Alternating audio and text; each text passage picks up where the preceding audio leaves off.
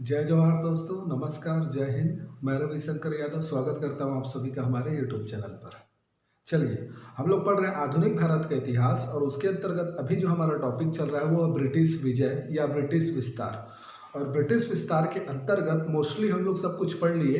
एक लास्ट हमारा टॉपिक बचा है डलहौजी और विस्तार, है ना। इसके बारे में हम लोग थोड़ा सा जानेंगे कि डलहौजी ने साम्राज्य विस्तार की दृष्टि से उसका क्या योगदान रहा है भारत में, है ना। इसके बारे में थोड़ा सा हम लोग समझेंगे। चलिए, यदि डलहौजी का काल को बोला जाए तो याद रखिएगा, भारत में साम्राज्य विस्तार के दृष्टिकोण से साम्राज्य विस्तार की दृष्टि से सर्वाधिक महत्वपूर्ण काल इसका माना जाता है। सर्वाधिक महत्वपूर्ण काल क्यों? क्योंकि इसने क्या किया है? सर्वाधिक विस्तार किया है। क्या किया है? सर्वाधिक विस्तार किया है। और इस सर्वाधिक विस्तार के लिए इसने क्या किया है? तो एक तो इसने युद्ध के द्वारा साम्राज्य का विलय किया है, ब्रिटिश साम्राज्य का विस्तार किया है युद्ध के द्वारा, और दूसरा क्या? अपनी नीति के तहत। ठीक है जी। तो एक तो युद्ध के द्वारा और दूसरा नीति के तहत इसने क्या किया है? साम्राज्य का विस्तार किया है। तो मैं बोलना क्या चाह रहा हूं आप लोगों को कि ये जो डलहौजी है साम्राज्य विस्तार की दृष्टि से सबसे महत्वपूर्ण काल इसका माना जाता है और सर्वाधिक साम्राज्य विस्तार इसी ने किया है। इसने साम्राज्य विस्तार के लिए किसका सहारा लिया है? तो युद्ध और नीतियों का। तो युद्ध और नीति के माध्यम से इसने क्या किया है? साम्राज्य विस्तार किया है। अगर नीति की बात करें तो इसकी इंपॉर्टेंट नीति है हड़प नीति, है ना, या व्यपगत की नीति, या डॉक्ट्रिन ऑफ लैप्स की नीति। अभी पढ़ेंगे उसके बारे में। लेकिन अगर युद्ध की बात करें तो युद्ध में अगर देखा जाए तो इसका योगदान कहाँ कहाँ है? तो युद्ध में इसने पंजाब का विलय किया है।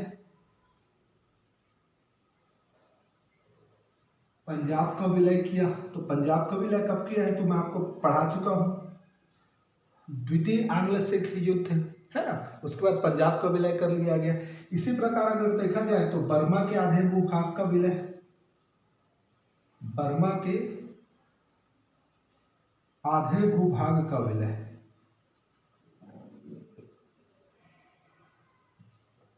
है ना, ये कब किया है तो 1852 में। इसके अलावा यदि देखा जाए तो इसने क्या किया था? बरार से, हैदराबाद का जो निजाम था उससे बरार का क्षेत्र ले लिया। तो हैदराबाद के निजाम से इससे कौन सा क्षेत्र ले लिया? बरार का क्षेत्र। बरार का जो कपास का इलाका था, कपास वहां बोया जाता था, वह क्षेत्र किसने ले लिया? डलहौजी ने लिया। किससे? हैदराबाद के निजाम से। ये कब हुआ है तो 1853 में। और साथ में इसने क्या किया और किसका विलय किया? तो अवध का। अवध का विलय, इसका विलय इसने कुशासन का आरोप लगाकर किया। कुशासन का आरोप लगाकर, कुशासन का आरोप लगाकर अवध का विलय किया। और ये कब किया? 1856 में। तो हम लोग पढ़ रहे हैं अभी साम्राज्य विस्तार की दृष्टि से डलहौजी को, है ना। हम लोग उसको गवर्नर के पॉइंट ऑफ व्यू से अभी नहीं पढ़ रहे हैं, गवर्नर के पॉइंट ऑफ व्यू से पढ़ेंगे तब अलग बातें करेंगे। अभी हमारी बात हो रही है साम्राज्य विस्तार के पॉइंट ऑफ व्यू से। तो मैं क्या बोला? पंजाब का विलय किया, बर्मा का विलय किया, साथ में इसने क्या किया? बरार का क्षेत्र ले लिया निजाम से। और मैं क्या बोल रहा हूँ? लास्टली इसने अवध का विलय किया कुशासन के आधार पर।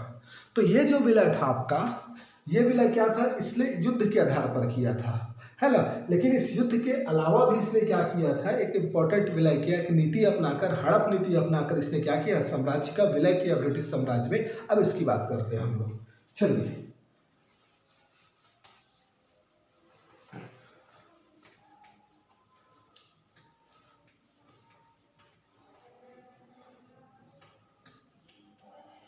तो मैं क्या बोला? डलहौजी की जो नीति थी वो थी हड़प की नीति।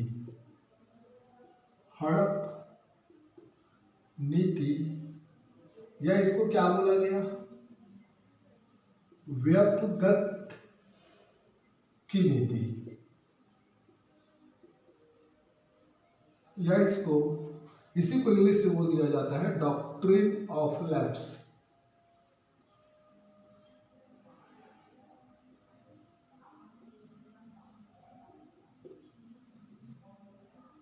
डॉक्ट्रिन ऑफ लैप्स, हड़प की नीति, या फिर क्या, व्यपगत का सिद्धांत। इसके अंदर क्या था, अगर डायरेक्ट अगर मैं बात बोलूं तो इसके अंदर बोला गया था कि जिस राज्य के शासक के स्वाभाविक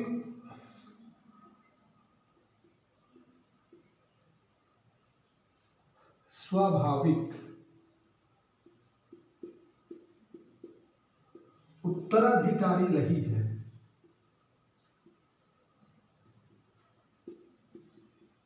वह किसी को गोद लेकर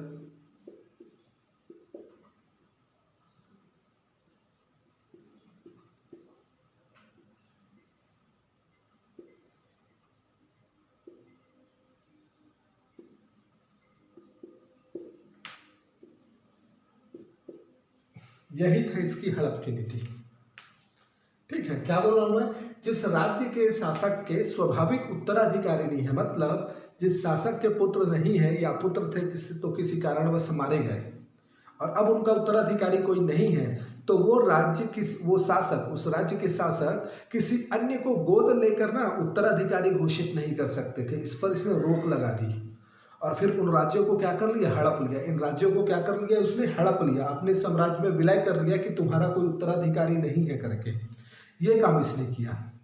ठीक है, तो मैं क्या बोल रहा हूँ, स्वाभाविक उत्तराधिकारी घोषित नहीं कर सकते और इन राज्यों का क्या किया, विलय किया, है ना। इसको बोला जाता है कि ना यह भारत की जो गोद लेने की परंपरा चली आ रही थी उस परंपरा पर इसने रोक लगा दिया, जो पूर्णतः अनैतिक था, अत्याचार और स्वार्थ से पीड़ित था, है ना। ऐसा बोला जाता है ना कि इसकी नीति पूर्णतः क्या थी, अनैतिक थी, अत्याचार पर आधारित थी या स्वार्थ से परिपूर्ण थी। ठीक है, तो हड़प की नीति के अंतर्गत इसने क्या किया, दूसरी ओर जो राज्य थे इन राज्यों को 3 वर्गों में बांटा, राज्यों को क्या कर दिया, 3 वर्गों में बांटा। अब 3 वर्गों में बांटा राज्यों को, 3 वर्ग नहीं दिख रहा है ना, ठीक, कोई बात नहीं।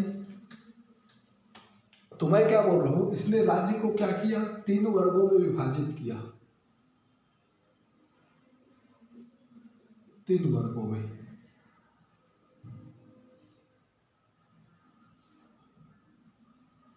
ठीक है, 3 वर्गों में विभाजित किया राज्यों को।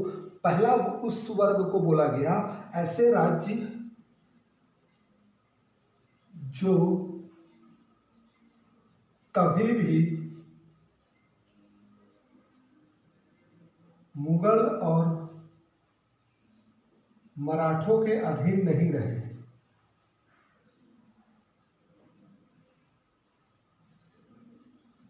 ठीक है, दूसरा बोला कि ऐसे राज्य जो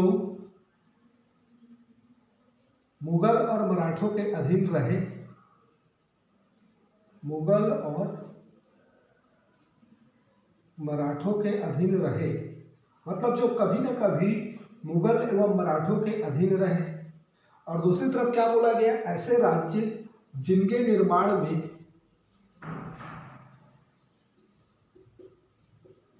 निर्माण में अंग्रेजों का योगदान रहा।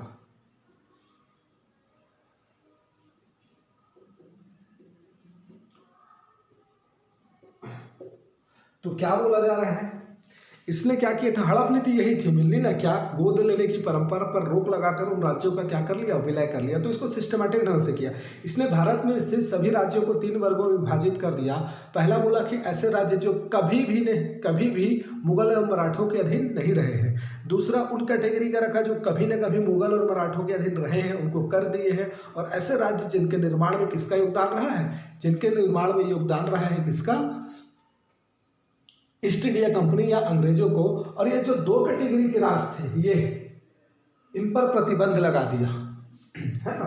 ये जो 2 कैटेगरी थी इस पर क्या लगा दिया, प्रतिबंध लगा दिया। प्रतिबंध किस चीज का प्रतिबंध, गोद लेने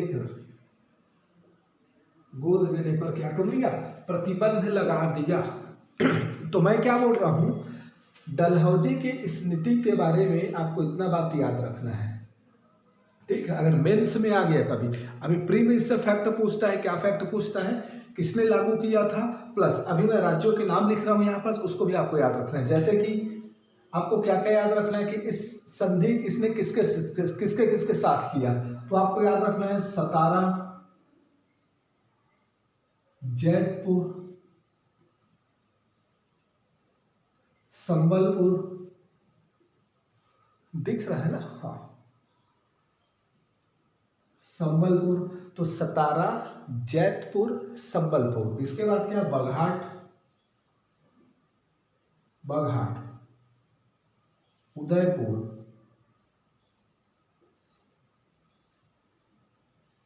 झांसी, नागपुर। तो ये जो राज्य थे इनके साथ इसने क्या किया, इन सभी राज्यों को विलय कर लिया। एक बात याद रखिएगा, इसका ईयर अलग अलग है, लेकिन ईयर को याद मत करिए, मैं चाहूँ तो उसको भी बता सकता हूँ, बट ईयर काम का नहीं है यहाँ पर काम का ये क्रम है। ये जो मैं क्रम बताया हूँ ना, ये पहले सबसे पहले सतारा से किया, फिर जयपुर से, फिर संबलपुर से, फिर बघाट से, फिर उदयपुर से, फिर झांसी से, फिर नागपुर से। ये क्रम है, ये क्रम आपको याद रखना है। इन राज्यों को हड़प नीति के तहत डलहौजी ने क्या किया, ब्रिटिश साम्राज्य में विलय कर लिया, ठीक है। तो याद रखिएगा क्या है, तो बोला क्या रहा है, क्या थे कि जिस राज्य के स्वाभाविक उत्तराधिकारी नहीं थे उनको उत्तराधिकारी घोषित करने का अधिकार नहीं दिया गया, गोद लेने के बाद उत्तराधिकारी घोषित कर सके, इस पर प्रतिबंध लगा दिया, ठीक। साथ में क्या बोला जा रहा है, इसके लिए इसने क्या किया, 3 वर्गों में विभाजित किया राज्य को। प्रथम राज्य जो कभी न कभी भी अधीन नहीं रहे मुगल मराठों के, सेकंड में बोला जो अधीन रहे, थर्ड में बोला जिसके निर्माण में क्या है, अंग्रेजों का योगदान है। और इन दोनों को जो अधीन रहे हैं और साथ में क्या, जिनके निर्माण में योगदान है, उनको प्रतिबंधित कर दिया कि तुम गोद नहीं ले सकते। याद रखिएगा मैं क्या बोल रहा हूं, डलहौजी की इस नीति का कोई नैतिक आधार नहीं था, नैतिक और कानूनी अधिकार बिल्कुल भी नहीं था, कानूनी आधार नहीं था, आधार नहीं था। ये मेंस में आएगा ना, ये सब जो मैं कीवर्ड बता रहा हूं, ठीक है। वनडे एग्जाम्पल किसका है और ये क्रम, बस और कुछ नहीं। बाकी इतना जो हम बात कर रहे हैं मेंस के लिए, तो मैं क्या बोल रहा हूँ, डलहौजी की इस नीति का ना ही कोई नैतिक और ना ही कोई कानूनी आधार था। और डलहौजी की यह नीति पूर्णता अनैतिकता है ना, अत्याचार एवं स्वार्थ से परिपूर्ण थी। इतना लिख लेना आप लोग लास्ट में, है ना। अगर इसका जैसे कि देखो हम लोग ये पढ़ लिए, अब आता है बात थोड़ा सा इसका परिणाम और मूल्यांकन। अगर आप बोलोगे कि भाई डलहौजी की नीति का क्या करो, मूल्यांकन करो, तो आप इस बात को लिख सकते हो कि क्या, इस नीति का कोई नैतिक और कानूनी आधार नहीं था, और यह नीति पूर्णता क्या थी, अनैतिकता, अत्याचार एवं स्वार्थ से परिपूर्ण थी, स्वार्थ से परिपूर्ण थी।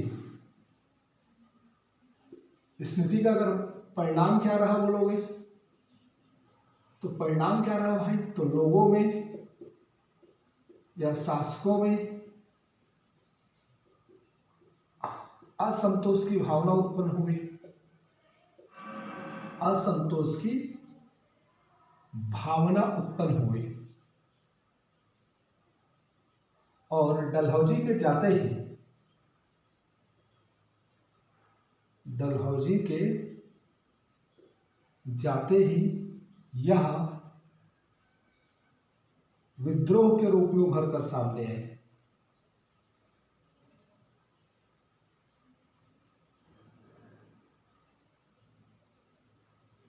ठीक है जी, तो विद्रोह के रूप में उभर कर सामने इन द सेंस क्या है, जो 1857 का क्या हुआ है, विद्रोह हुआ है। तो डलहौजी जैसे ही गया है उसके बाद क्या हुआ, 1857 में देश में विद्रोह होता है, प्रथम क्रांतिकारी विद्रोह। उसके अनेक कारण थे रहने के लिए, लेकिन ये भी एक मेजर कारण था, ठीक है। उसको हम पढ़ाएंगे तो बताएंगे, कारण में अनेक हैं, लेकिन एक मेजर कारण क्या था, ये था। तो ये आपका कंप्लीट क्या हुआ, डलहौजी की हड़प नीति।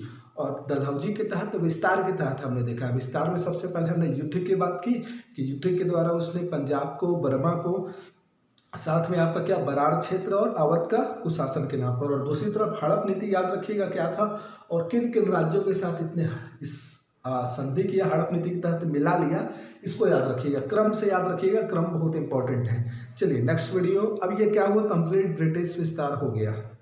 अब हम इनकी नीतियाँ पढ़ना चालू करेंगे। नीतियाँ में मैं कल से आपके लिए वीडियो में लेकर आऊँगा इनकी पूरी आर्थिक नीति, प्रशासनिक नीति और साथ में क्या शिक्षा से संबंधित नीतियाँ, इन सभी पर बात करेंगे नेक्स्ट वीडियो से।